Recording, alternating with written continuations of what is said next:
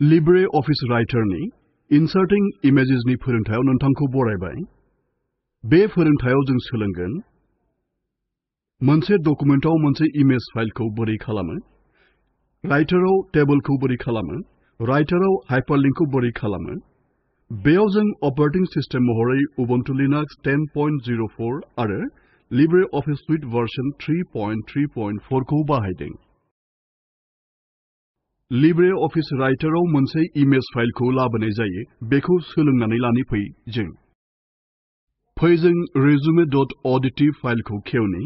डकुमेन्टआव मोनसे इमेज लाबोनो थाखाय गिबियाव resume.odt डकुमेन्टआव क्लिक खालाम। दानिया मेनु बारनि सिङाव थानाय इनसार्ट अपसनाव क्लिक खालाम। बेनि उनाव पिक्चार आरो जोबनायाव फर्म फाइल अपसनाव क्लिक खालाम। नोंथाङा मोनसे इनसार्ट पिक्चार डायलग बक्सखौ ओंखारनाय नुगोन। जुदि नोंथांनि सिस्टेमाव सावगारि सेभ खालामनानै दोननाय दंब्ला लकेशनाव थानाय लांदां जायगायाव फाइलनि मुंखौ लिरनानै सावगारिखौ सायख'ना लानो हागोन। जिहेतु जोंहा बेफोरबादि जेबो सेभ खालामखानाय दोनखानाय गैया, बेनिखायनो जों अपसनफोराव होखानाय सावगारिफोरनि गेजेरनिफ्राय मोनसेयाव क्लिक खालामगोन। दानिया डायलग बक्सनि आगसिथिं थानाय पिक्चार अपसनाव क्लिक खालाम। दानिया इमेजफोरनि जायखिजाया मोनसेयाव क्लिक खालाम आरो अपसन बुटामाव क्लिक खालाम। नोंथाङा नुनो मोनगोन दि मोनसे सावगारिया नोंथांनि डकुमेन्टआव फैबाय। नोंथाङा सावगारिनि गावनि गोसो बादियै रिसाइजबो खालामनो हागोन आरो बेखौ बोनानै रिजुमेनि साधारन आगदा फारसे खनासिम लांनोबो हागोन। बेनि उनाव इमेजआव क्लिक खालाम। नोंथाङा सावगारिनि जिं जिं गाब नुनो मोनगोन। जायखिजाया मोनसे रुबायाव कार्सारखौ दोन आरो आगसिनि माउस बुटामाव थुनानै हो। कार्सारखौ बोनानै सावगारिनि महरखौ गावनि गोसो बादि गेदेर फिसा खालामनो हाला। बेनि उनाव सावगारियाव क्लिक खालाम आरो बेखौ एडिटरनि साधारन आगदा फारसे बोनानै लां। सावगारिफोरखौ लाबोनायनि गुबुन मुंदांखा खान्थिफोरा जाबाय क्लिपबोर्डनिफ्राय लाबोनाय एबा स्केनारनिफ्राय लाबोनाय आरो गेलारिनिफ्राय लाबोनाय। बेनि उनाव जों राइटाराव माबोरै टेबलफोरखौ लाबोनाय जायो बेनि सोमोन्दै सोलोंगोन। LibreOffice राइटारनि टेबलआ बाहायग्राफोरनि मिथिथायफोरखौ मोनसे टेबलनि महराव दोनथुमनायनि खाबु होयो। नोंथांनि डकुमेन्टआव मोनसे टेबल सोसननो थाखाय नोंथाङा टुलबारनि टेबल आइकनाव क्लिक खालामगोन। टेबलनि साइजखौ सेलेक्ट खालामनो हागोन, नङाब्ला नोंथाङा मेनु बाराव थानाय इनसार्ट अपसननि गेजेरजों बेखौ खालामनो हागोन। बेनिखायनो एडुकेशनल डिटेल्स मुंनि खर'सानि गाहायाव मोनसे टेबल लाबोनोब्ला कार्सारखौ बेनि गाहायाव दोन। दानिया मेनु बारनि इनसार्ट मेनुआव क्लिक खालाम आरो बेनि उनाव टेबल अपसनाव क्लिक खालाम।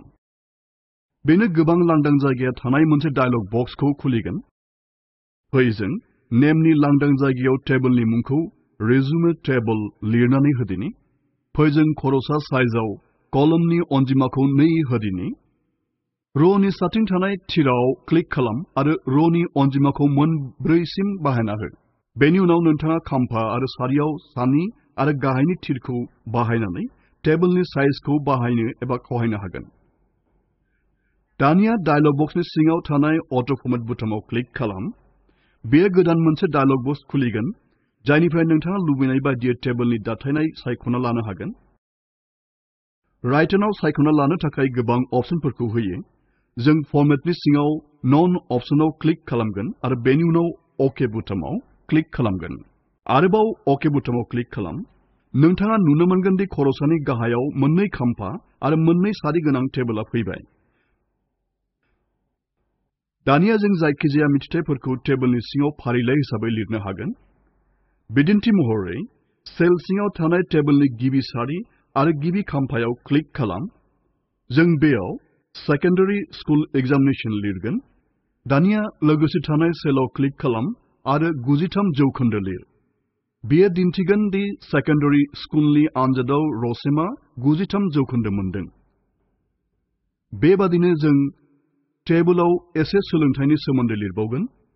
जेराव जों सेकेन्डारि स्कुल एग्जामिनेशन लिरदोंमोन बेनि एसे गाहायनि सेलाव क्लिक खालाम। बेयाव जों हायार सेकेन्डारि स्कुल एग्जामिनेशन लिरगोन आरो जों नांजाबना थानाय सेलाव 98.9 जौखोन्दो लिरगोन। उननि सेलाव थांनो थाखाय 30 सारिनि गिबि सेलाव क्लिक खालाम। बेबादिनो सेलनिफ्राय सेल थांनो थाखाय टेब किखौ थु। दानिया टेबखौ थु आरो ग्रेजुएशन टाइप खालाम। नांजाबना थानाय सेलाव नाम्बारखौ 75 टाइप खालाम। जोबनायाव जों जोबथा सारिनि गिबि सेलाव खरसाखौ पोस्ट ग्रेजुएशन लिरबाय आरो लोगोसे थानाय सेलाव 70 जौखोन्दो लिरबाय। दानिया जों नुबाय दि रिजुमेआव टेबोला सोलोंथाइनि आबुं फोरमायथिखौ दिन्थिदों। फै दानिया जों कर्सरखौ टेबोलनि जोबथा सेलाव दोनहैदिनि।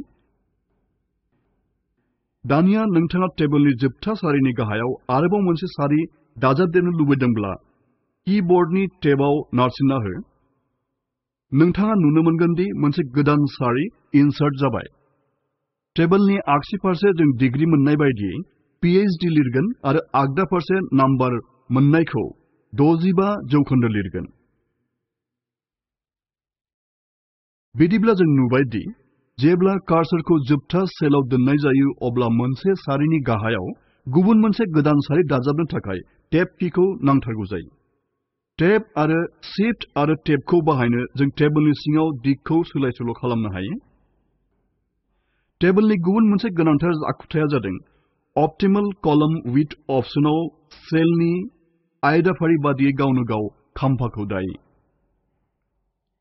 टेबोलनि नैथि खाम्फानि आगदा फारसे बे आखुथायखौ बाहायनो थाखाय गिबियावनो कर्सरखौ नैथि खाम्फानि जायखिजाया जायगायाव दोननानै क्लिक खालाम। बेनिखायनो फै जों जोबथा सेलाव 65 लिरनानै दोननायनि उनावबो कर्सरखौ दोनदिनि। दानिया मेनु बारनि सिङाव थानाय टेबल मेनुआव क्लिक खालाम आरो बेनि उनाव ऑटोफिट ऑप्शनाव थां। फैसालियाव जाय मेनुआ नुजादों बेयावनो ऑप्टिमल कॉलम विड्थ ऑप्शनाव क्लिक खालामनानै हो। नोंथाङा नुनो मोनगोन दि खाम्फायाव थानाय सेलनि आयदाफोरखौ गोरोबहोनानै खाम्फानि अरथाया गावनो गाव खावजादों। बेबादिनो जों मोनसे टेबोलाव थानाय जायखिजाया खाम्फानि थाखाय बेखौ खालामनो हायो। नोंथाङा नोंथांनि टेबोलनि थाखाय बायदि रोखोमनि सिमा होनानै लानो हागोन। सिमा गैयैनिफ्राय जागायनानै सिङाव आरो सायाव सिमा गोनां एबा सायावल' सिमा गोनां टेबोल खालामनानै लानो हायो। बेनि थाखाय गुबै मेनुनिफ्राय टेबोलखौ सेलेक्ट खालाम आरो गासै खावजाथावफोरखौ सायख'नानै थाखाय टेबल प्रपर्टीज ऑप्शन बॉर्डर टेबआव सेलेक्ट खालाम। बेनि उनाव राइटाराव हाइपारलिंक्स बोरै बानायनाय जायो नायदिनि। सासे इउजारा हाइपारलिंक्सखौ उनसंनानै नेविगेट एबा हाइपारटेक्स्ट ब्राउज खालामनायखौ फोरमायो। मोनसे डकुमेन्टआव हाइपारलिंकआ दिन्थियो बेखौ फरायगिरिया गोथोंयै उनसंनो हायो एबा बेयो गावनो गाव जायो। मोनसे हाइपारलिंकआ गासै डकुमेन्टखौ दिन्थियो एबा डकुमेन्ट्सनि सिङाव मोनसे थि गुदि मुवाखौ दिन्थियो। फाइलाव हाइपारलिंक खालामनायनि सिगां जों हाइपारलिंक जानो हानाय मोनसे डकुमेन्ट खालामग्रोगोन। बेनि थाखाय टुलबारनि निउ आइकनाव क्लिक खालाम। मोनसे गोदान टेक्स्ट डकुमेन्ट मोनगोन। दानिया जों बे गोदान डकुमेन्टआव हबिजनि थाखाय मोनसे टेबल बानायगोन। बेनि थाखाय जों खरसाखौ हबिज लिरगोन। एन्टार साबिखौ थु। फै जों दानिया हबिजनि थाखाय listening to music, playing table tennis आरो पेइन्टिं बायदिफोरखौ मोनसेनि उनाव मोनसे लिरनि। फै जों बे फाइलखौ सेभ खालामनि। टुलबाराव थानाय सेभ आइकनाव क्लिक खालाम। फै जों नेमनि लांदां जायगायाव फाइलनि मुंखौ हबि लिरनानै होदिनि। दानिया फोल्डराव थानाय सेभनि गाहायनि तीरखौ क्लिक खालाम आरो डेस्कटप ऑप्शनाव क्लिक खालाम। दानिया सेभ बुटामाव क्लिक खालामनानै हो। अब्लानो फाइलआ डेस्कटपआव सेभ जागोन। दानिया जों फाइलखौ बन्द खालामगोन। दानिया जों resume.odt खौ फाइलाव मोनसे हाइपारलिंक खालामनि फै जायनि गेजेरजों डकुमेन्टखौ खेवनो हागोन।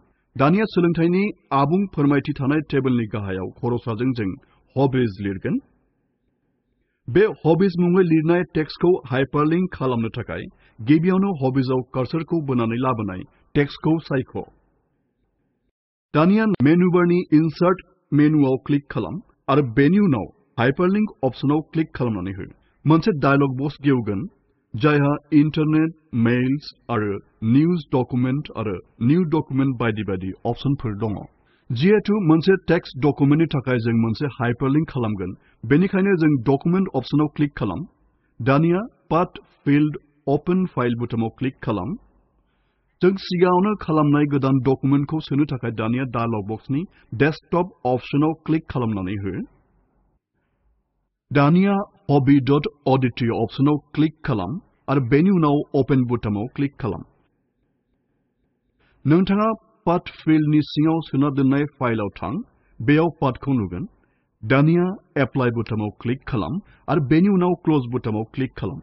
नोंथाङा नुनो मोनगोन दि हबिज लिरनाय टेक्सटआ आन्डारलाइन जाबाय आरो गाबा गोथां जाबाय। बेनिखायनो टेक्सटआ हाइपारलिंक जाबाय। दानिया हबिज खरसायाव कार्सारखौ दोन आरो कन्ट्रोल कीखौ लोगोसे माउसनि आगसिथिं बुटामखौ थुनानै हो। नोंथाङा नुगोन दि हबिज थानाय फाइलआ गेवदों। बेबादिनो नोंथाङा सावगारि आरो वेबसाइटफोरनि थाखायबो हाइपारलिंक खालामनो हागोन। बेयावनो जोंनि लिब्रे अफिस राइटारनि फोरोंथाया जोबनाय फारसे फैबाय। सुंद'यै जों सोलोंबाय मोनसे डकुमेन्टआव इमेज फाइल इनसार्ट खालामनाय, राइटाराव टेबल इनसार्ट खालामनाय, राइटाराव हाइपारलिंक्सफोरखौ इनसार्ट खालामनाय, कम्प्रिहेन्सिभ असाइनमेन्ट, practice.odt खौ ओपन खालामनाय, फाइलनि सिङाव मोनसे इमेज इनसार्ट खालामनाय, मोन 3 सारि आरो मोन 2 खाम्फा गोनां मोनसे टेबल खालामनाय। जेब्ला नोंथाङा फाइलाव थानाय इमेजाव क्लिक खालामगोन अब्ला www.google.com वेबसाइटखौ खेवनो थाखाय हाइपारलिंक खालाम। गाहायनि लिंकआव थानाय भिडिअखौ नाय। बेयो फोरोंथाय हाबाफारिनि गुदि खिथाखौ गुवारै दिन्थियो। जुदि नोंथाङा मोजां बेन्डविड्थ गैया अब्ला नोंथाङा डाउनल'ड खालामनानै नायनो हागोन। फोरोंथाय हाबाफारिनि हानजाया रायज्लायनाय फोरोंथायखौ लानानै वर्कशपफोर खुङो। जायफोरा अनलाइन टेस्टआव उथ्रिनो हायो बिसोरनो सार्टिफिकेट होनाय जायो। बांसिन गुदि खिथा मिन्थिनो थाखाय अन्नानै contact@spokentutorial.org आव लिरहर। स्पोकेन टिउटरियेल प्रोजेक्टआ जादों टक टु ए टीचार प्रोजेक्टनि मोनसे बाहागो। बेयो भारत सरकारनि national mission on education through ICT MHRD नि मदद होजानाय।